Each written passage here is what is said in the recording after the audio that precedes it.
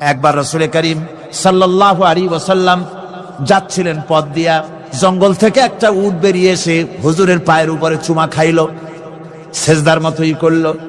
সাহাবায়ে কেরাম বলেন, ইয়া রাসূলুল্লাহ, জঙ্গলি উটের কি খুশকিসমত, হুজুরের পায়ের উপরে চুমা খাইলো, মাথা লাগালো। হুজুর যদি অনুমতি দিতেন আপনার এই সেজদা দিয়ে আমরা ধন্য হতাম। নবীজি বলেন, খবরদার, এই পৃথিবীর কোন মানুষকে সেজদা দিতে পারে না। আমি যদি কোনো মানুষের জন্য সেজদা করা জায়েজ করতাম, তাহলে দুনিয়ার সমস্ত নারীদের বলতাম স্বামীর সামনে সেজদা দিতে। সেজদা হবে কেবলমাত্র কার, আর কারো হতে পারে না। আমার ভাইয়েরা, মাছে গিলে ফেলেছে, মাছ পানির অথল তলদেশে চলে গেছে, মাছের পেটের ভিতরে জানলা নাই, দরজা নাই। হযরত ইউনূস আলাইহিস সালাম লক্ষ্য করলেন, এখন তো আর বাঁচতে পারবো না, মরা ছাড়া পথ নাই। ইউনূস আলাইহিস সালাম চিৎকার মারলেন, লা ইলাহা ইল্লা আনতা সুবহানাকা ইন্নী কুনতু মিনাজ জালিমিন। পড়েন সবাই, লা ইলাহা ইল্লা আনতা সুবহানাকা ইন্নী কুনতু মিনাজ জালিমিন। লা ইলাহা ইল্লা আনতা, আল্লাহ তুমি ছাড়া কেউ নাই, তুমি ছাড়া কেউ নাই, কোন ইলাহ নাই, মাবুদ নাই। আমি তোমার পবিত্রতা ঘোষণা করছি, তুমি দয়া করে আমাকে বাঁচাও, আমি আমার নিজের উপর জুলম করেছি।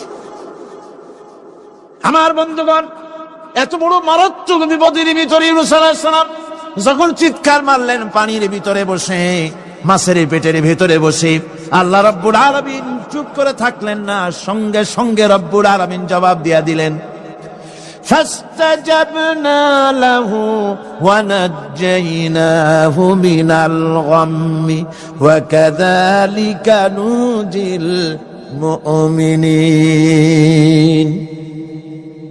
আমি বললাম, ইউনূস, তুমি বিপদে পড়েছ। তুমি যখন চিৎকার মারলে, তোমার চিৎকারের আওয়াজ দুনিয়ার কেউ শোনে নাই, কোন রাজা বাদশাহ, তোমার আত্মীয় বন্ধু বান্ধব কেউ শোনে নাই।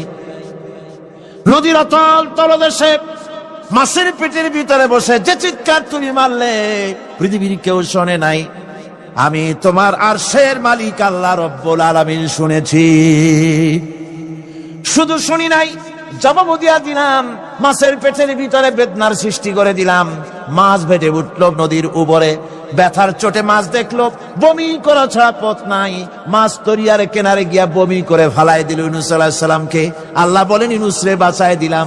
ও পৃথিবীর মুমিনেরা, শুধু ইউনূসকে নয়, পৃথিবীর মুমিন বান্দারা যখন বিপদে পড়বে আর আমার কাছে যদি তারা প্রার্থনা করে, আমার কাছে সাহায্য চাই, ওয়া কাযালিকা নুজিল মুমিনিন, এইভাবে করে আমি মুমিনদেরকেও বিপদ থেকে বাঁচাইয়া দিব। জোরে কান সুবহানাল্লাহ। ওয়াদা কার? ওয়াদা কার? সুতরাং মাসারে নয়, মসজিদে গিয়া কাঁদবেন। কোথায় গিয়া কাঁদবেন?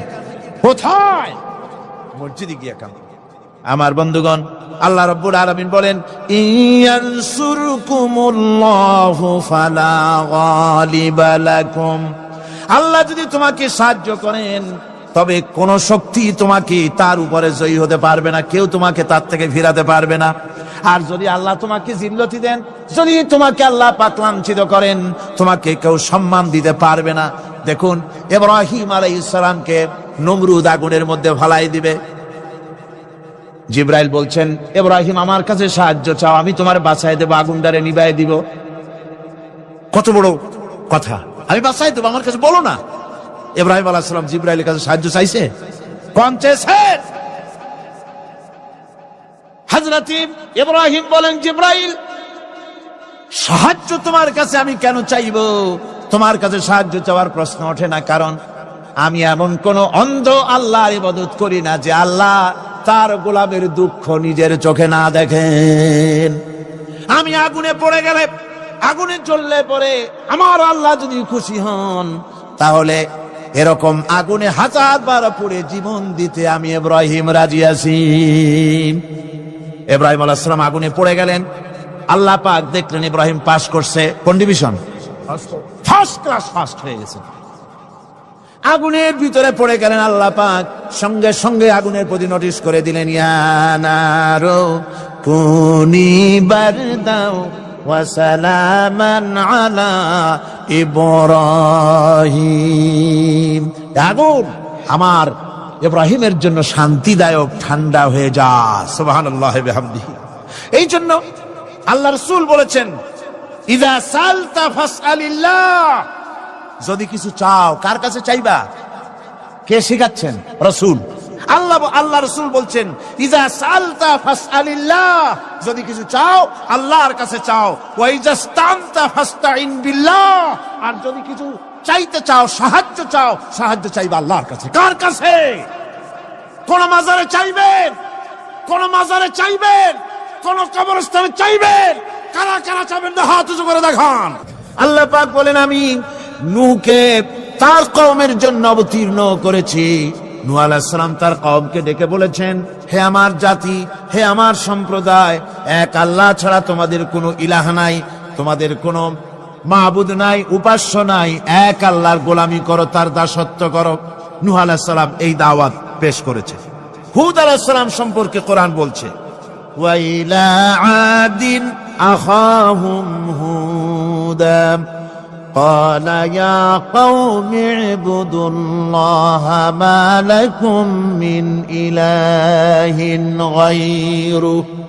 আমি আদ সম্প্রদায়ের কাছে তাদের ভাই হুদকে পাঠালাম, এবং তিনি এসে তার সমাজের কাছে বললেন, ইয়া কওমে, হে আমার জাতি, হে আমার সম্প্রদায়, উবুদুল্লাহ, এক আল্লাহর গোলামি করো, তিনি ছাড়া তোমাদের কোনো ইলাহ নাই, কোনো আইনদাতা নাই, বিধানদাতা নাই, শাসনকর্তা নাই।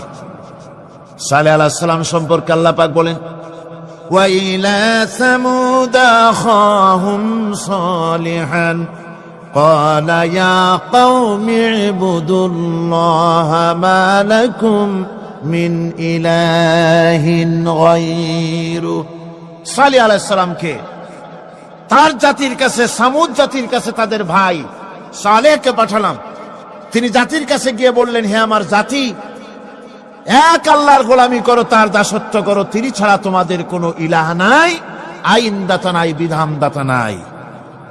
এভাবে শুআয়ব আলাইহিস সালামকে পাঠানো হলো মাদিয়ানবাসীদের জন্য, এবং বলা হলো, তিনি এসে বললেন, হে আমার জাতি, এক আল্লাহ ছাড়া তোমাদের কোনো ইলাহ নাই। তো এ কথার দ্বারা আমরা কি বুঝলাম? সমস্ত নবীরাই আল্লাহর গোলামির দাওয়াত দিয়েছেন। কোন নবী বলেন নাই, ও আমার জাতি, তোমরা আমার গোলামি করো। কেউ বলেছেন? জোরে বলেন, কেউ বলেছেন? বলেননি। সমস্ত পয়গম্বরের, আম্বিয়া আলাইহিমুস সালাম, সবাই বলেছেন আল্লাহ পাকের গোলামি করো, তার আনুগত্য করো। আল্লাহ রাব্বুল আলামিন বলেন, প্রত্যেক জাতির নিকট আমি রাসূল প্রেরণ করেছি, কোন জাতি বাদ পড়ে নাই। ওয়ালাকাদ বাসনা ফি কুল্লি উম্মাতির রাসূলা আনি ইবুদুল্লাহ ওয়াজতানিবুত তাগুত। আমি প্রত্যেক জাতির জন্য রাসূল প্রেরণ করেছি।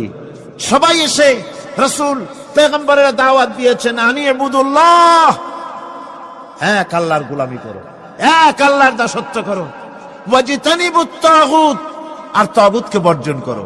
তাগুতের অর্থ মনে আছে আপনাদের? তাগুত যাদের মনে নেই আবার শোনাই। তাগুত বলা হয় সেই শক্তিকে, যে শক্তি শুধু নিজেই আল্লাহর আইন অমান্য করে না, অন্যদেরকেও আল্লাহর আইন অমান্য করতে বাধ্য করে, সেই শক্তিকে বলা হয় তাগুত।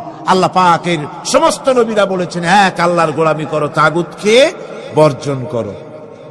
কোরআনে কারীম বলছে, ফামান ইয়াকফুর বিত্তাগুতি ওয়া ইউমিন বিল্লাহি ফাকাদ ইসতামসাকা বিল উরওয়াতিল উসকা লা ইনফিসামা লাহা ওয়াল্লাহু সামিউন আলিম।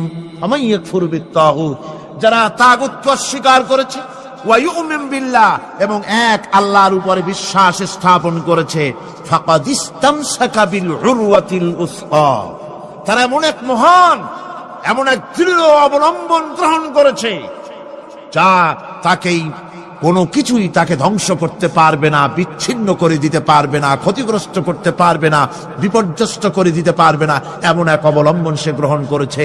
তাগুতকে বর্জন করতে হবে এবং আল্লাহর উপর ঈমান আনতে হবে, আল্লাহর গোলামি করতে হবে। এই কথাই কোরআনে কারীমের মধ্যে আল্লাহ সুবহানাহু ওয়া তাআলা বারবার বলেছেন, গোলামি করতে হবে আল্লাহ পাকের। সমস্ত নবীরা বলেছেন ইয়া কওমি। নবীরা কি বলেছেন? হে আমার জাতি।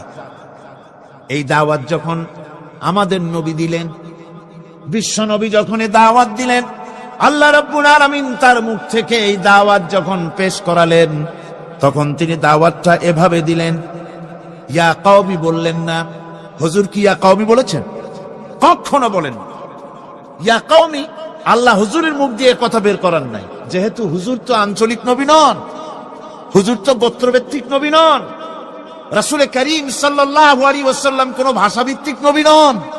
রাসূল কি নবী? চিল্লায় কোন না। আল্লাহ পাক কোরআনে কারীমের মধ্যে বলেছেন, কুল ইয়া আইয়ুহান নাসু ইন্নী রাসূলুল্লাহি ইলাইকুম জামিআ। হে নবী আপনি বলুন, ও মানব সকল, ও পৃথিবীর মানব সকল, আমি আল্লাহর পক্ষ থেকে তোমাদের সকলের জন্য আমি নবী হয়ে এসেছি। সকলের জন্য আমি রাসূল। যেহেতু বিশ্ব নবী, সেহেতু তার মুখ থেকে আল্লাহ পাক ইয়া কওমি বের করেন নাই, ও আমার জাতি, তা না। আল্লাহ পাক তার মুখ থেকে ইবাদতের দাওয়াতটা এভাবে তিনি পেশ করালেন, ইয়া আইয়ুহান নাসু উবুদু রাব্বাকুমুল্লাযী খালাকাকুম ওয়াল্লাযীনা মিন ক্বাবলিকুম লাআল্লাকুম তাত্তাকুন। وَقَضَى رَبُّكَ أَلَّا تَعْبُدُوا إِلَّا إِيَّاهُ। তোমার রবের পক্ষ থেকে কথা চূড়ান্ত হয়েছে, এ ফয়সালা হয়ে গিয়েছে, সিদ্ধান্ত হয়ে গিয়েছে যে একমাত্র ইবাদত করতে হবে আল্লাহ পাকের। ইবাদত করতে হবে কার? আল্লাহ পাকের। এই ইবাদতের অর্থটা কি? এই ইবাদতের মানে কি? মানে হচ্ছে জীবনের সব জায়গায় গোলামিটা হবে কার? আল্লাহর গোলামি হবে, আল্লাহর আনুগত্য হবে, অর্থাৎ আল্লাহর হুকুম মাফিক জীবন চালাতে হবে। সেই ইবাদত আমরা মনে করেছি নামাজ হচ্ছে ইবাদত, রোজা হচ্ছে ইবাদত, যাকাত হচ্ছে ইবাদত, সদকা ফিতরা ইত্যাদি হতেছে ইবাদত, এগুলিকে ইবাদত মনে করেছি। কিন্তু মনে রাখতে হবে শুধু নামাজ, রোজা, হজ, যাকাত ইবাদত নয়। জীবনের মুসলমানদের সব কাজগুলি ইবাদতের মধ্যে হতে হবে, অর্থাৎ আল্লাহর হুকুম অনুযায়ী কাজ করলে তার নাম হবে ইবাদত। ব্যবসা করবেন, হুকুম মানবেন কার? জোরে কোন কার? জমিন চাষ করবেন, হুকুম মানবেন কার? আইন আদালত চালাবেন, কোর্ট কাছারি করবেন, আইন মানবেন কার? রাজনীতি করবেন, আইন মানবেন কার? সমাজনীতি চালাবেন, আইন মানবেন কার? জীবনের সব ক্ষেত্রে তার আইন মানতে হবে। আমরা এগুলিকে ইবাদত মনে করি না। আমাদের দেশের লোকেরা, এক শ্রেণীর লোকেরা এটাকে ইবাদত মনে করে না, ইবাদত মনে করে শুধুমাত্র নামাজ। আচ্ছা, নামাজ যদি শুধুমাত্র ইবাদত হয় তাহলে তার অর্থ কি দাঁড়াবে? তার অর্থ দাঁড়াবে এই যে 24 ঘন্টার ভিতরে নামাজ পড়তে সময় লাগে কতক্ষণ? কত? 5 ওয়াক্ত নামাজ পড়তে, উজু করে পবিত্র হয়ে জানাজা নামাজ বিছায়া 5 ওয়াক্ত নামাজ পড়তে খুব বেশির বেশি 1 ঘন্টাই লাগুক। জি, 1 ঘন্টা, 100 ঘন্টা। তাহলে কি হলো অর্থ? অর্থ এই হবে 24 ঘন্টার ভিতরে আপনি 1 ঘন্টা 100 ঘন্টার জন্য আল্লাহর গোলাম, বাকি 22.5 ঘন্টা 23 ঘন্টার জন্য শয়তানের গোলাম হতে রাজি আছেন কেউ? রোজা যদি শুধুমাত্র ইবাদতের নাম হয় তাহলে তার অর্থ দাঁড়াবে 12 মাসের ভিতরে 1 মাসের জন্য আপনি আল্লাহর গোলাম, আর 11 মাস শয়তানের গোলাম। কে কে হবেন হাত তুলে দেখান তো। বোঝে নাই সেজন্য হাত উঁচু করছে। বাকি 11 মাসের জন্য শয়তানের গোলাম হতে কেউ রাজি আছেন? তাহলে বোঝা যাচ্ছে নামাজ রোজাই শুধুমাত্র ইবাদত নয়। যেমন মানুষের হাত, এটার নাম কি? এইটার নাম কি? এটার নাম কি? এক একটা অঙ্গের এক একটা নাম। চোখ, নাক, মুখ, হাত, পা, এক একটার এক একটা নাম। তাহলে মানুষটা কই? সবটা মিলে মানুষ, সবটা মিলে কি হলো? মানুষ হলো। অনুরূপ ভাবে নামাজ শুধু ইবাদত নয়, রোজা শুধু ইবাদত নয়, এগুলি হচ্ছে ইবাদতের অঙ্গ, ইবাদতের পার্ট। নামাজ, রোজা, হজ, যাকাত, সাদকা, ফিতরা, ভালোবাসা, মানুষের প্রতি ভালোবাসা, পরের উপকার করা, মা বাপকে মহব্বত করা, শ্রদ্ধা করা, ভালো কাজের আদেশ করা, অসৎ কাজের নিষেধ করা, এর সমস্ত কাজগুলো মিলিয়ে হচ্ছে ইবাদত। কথা বুঝতে পেরেছেন? এই অর্থে নামাজ পড়াও ইবাদত, নামাজ না পড়াও ইবাদত। রোজা রাখাও ইবাদত, রোজা না রাখাও। মনের মধ্যে চিন্তায় পড়ে গেছেন হয়তো এখন যে নামাজ পড়া তো ইবাদত বুঝলাম, না পড়া ইবাদত, এ আবার কোন ফতোয়া দিলেন? রোজা রাখা ইবাদত আবার না রাখা ইবাদত, এটা কেমন কথা বললেন? চিন্তা আসতে পারে। হ্যাঁ, কথা ঠিকই, নামাজ পড়া ইবাদত, না পড়াও ইবাদত। সর্বক্ষণ আপনি নামাজ পড়েন, জায়েজ আছে, কিন্তু 24 ঘন্টার ভিতরে 3টা সময় নামাজ পড়া হারাম। কোন কোন সময়? ঠিক সূর্য উদয় হওয়ার সময়, ঠিক সূর্য মাথার উপরে থাকার সময়, আর ঠিক অস্তগামী হওয়ার সময়। এই 3 সময় নামাজ পড়া সম্পূর্ণ নিষিদ্ধ। এই 3 সময় নামাজ না পড়াটাই ইবাদত। আল্লাহর হুকুম মানতেছেন, নিষেধ করা হয়েছে নামাজ পড়ো না, পড়বেন না। আবার রোজা রাখা, সারা বছর রোজা রাখেন, সওয়াব হবে, কিন্তু বছরের 2 ঈদের 5 দিন রোজা রাখাকে হারাম করা হয়েছে। এই সময় রোজা না রাখাটাই, তাহলে কি বোঝা গেল? বোঝা গেল এই জীবনের সমস্ত কাজগুলি আল্লাহর হুকুম মাফিক হওয়ার নামই। আপনি ব্যবসা করতে যাবেন, ওজনে যদি কম না দেন, খাদ্যে যদি ভেজাল না দেন, আর আপনি যদি সততাপূর্ণ ব্যবসা করেন, যতক্ষণ ব্যবসার ওই দোকানে বসে থাকবেন, ফ্যাক্টরিতে বসে থাকবেন, ততক্ষণ পর্যন্ত আপনার ইবাদত হবে। আপনি চাকরি করবেন, আপনি যে কোনো কাজ করেন না কেন, আল্লাহর হুকুম মাফিক যদি হয়, ইবাদত হয়ে যাবে। এই জন্য আল্লাহ রাব্বুল আলামিন ইবাদত করার জন্যই মানুষকে তৈরি করেছেন। মানুষের কাজ হলো আল্লাহর গোলামি করা, আল্লাহর হুকুম পালন করা। এই হুকুম পালন করতে গিয়ে আল্লাহ পাক হুকুম পালনের জন্য বলছেন, ওয়া'বুদুল্লাহা ওয়া লা তুশরিকু বিহি শাইআ। ওয়া'বুদুল্লাহ, আল্লাহর ইবাদত করো, আল্লাহর গোলামি করো, আর তার সাথে কোনো শরীক স্থাপন করো না। পৃথিবীর মধ্যে আমরা তো সুখ শান্তি চাই, দুনিয়ায় দুমুঠো খেতে চাই। 2 মুঠো যদি খেতে চাই, পড়তে চাই, পৃথিবীর মধ্যে যদি শান্তিতে থাকতে চাই, তাহলে ইবাদত করা লাগবে। ইবাদত করলেই খাবার পাওয়া যাবে। ইবাদত করলে কি পাওয়া যাবে? খাবার পাওয়া যাবে। আল্লাহ রাব্বুল আলামিন কোরআনে কারীমের মধ্যে বলেছেন, ফালইয়াবুদু রাব্ব হাযাল বাইত আল্লাযী আত'আমাহুম মিন জু'ইন ওয়া আমানাহুম মিন খাউফ। কুরাইশদেরকে বলছেন, ও কুরাইশরা, এই ঘরের মালিকের ইবাদত করো। কোন ঘর? কাবা ঘর। এই কাবা ঘরের মালিক কে? আল্লাহ। এই ঘরের মালিকের ইবাদত করো। কি হবে তাহলে? এই ঘরের মালিকের ইবাদত যদি করো, দাসত্ব যদি করো, আনুগত্য যদি করো, তার গোলামি যদি করো, তাহলে কি হবে? আল্লাযী আত'আমাহুম মিন জু', তিনি তোমাদের ক্ষুধার সময় খেতে দিবেন। সুবহানাল্লাহ। ক্ষুধার সময় খাবার পাবে। ওয়া আমানাহুম মিন খাউফ, আর যখন বিপদ আসবে, মুসিবত আসবে, সন্ত্রাস সৃষ্টি হবে, বিপদ মুসিবত আসবে, ভীতি আসবে, ভীতির সময় আমন আমান, নিরাপত্তা পয়দা করে দিবেন আল্লাহ সুবহানাহু ওয়া তাআলা এই ইবাদতের মাধ্যমে। সুতরাং আমার ইবাদত করো। আর যদি জান্নাতে যেতে চাও, কি বলেন, আমরা কি বেহেশতে যেতে চাই? আর যারা কথা কইলেন না, আমরা কি জান্নাতে যেতে চাই? অবশ্যই আল্লাহর জান্নাতে যেতে চাই। আল্লাহ পাক বলেন, আমার জান্নাতে যদি যেতে চাও, তাহলে ইবাদত করা ছাড়া পথ নাই।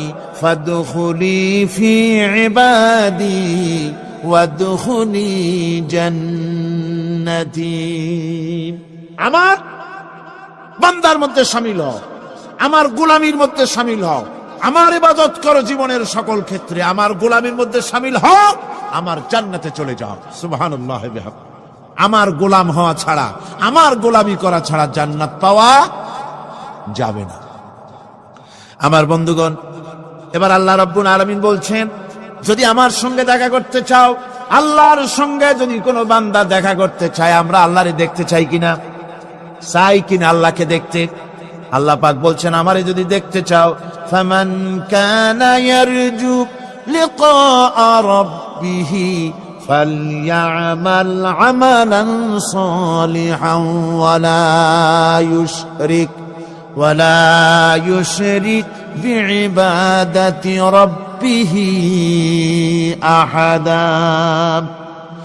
আমার সঙ্গে যদি দেখা করতে চাও, তোমাদের মধ্য থেকে কেউ যদি আমার সাথে দেখা করতে চায়, সে যেন ভালো কাজ করে, ভালো আমল করে, আর আমার ইবাদতের সঙ্গে কাউকে যেন শরীক না বানায়, তাহলেই আমার সঙ্গে কিয়ামতে দেখা হয়ে যাবে। জোরে বলেন সুবহানাল্লাহ। আল্লাহর সঙ্গে দেখা করতে হলে তার ইবাদত করতে হবে, গোলামি করতে হবে, এবং কাউকে শরীক স্থাপন করা যাবে না। এই গোলামি করতে হবে, ইবাদত করতে হবে কতদিন? আল্লাহ রাব্বুল আলামিন বলছেন, ওয়া'বুদ রাব্বাকা হাত্তা ইয়াতিয়াকাল ইয়াকিন।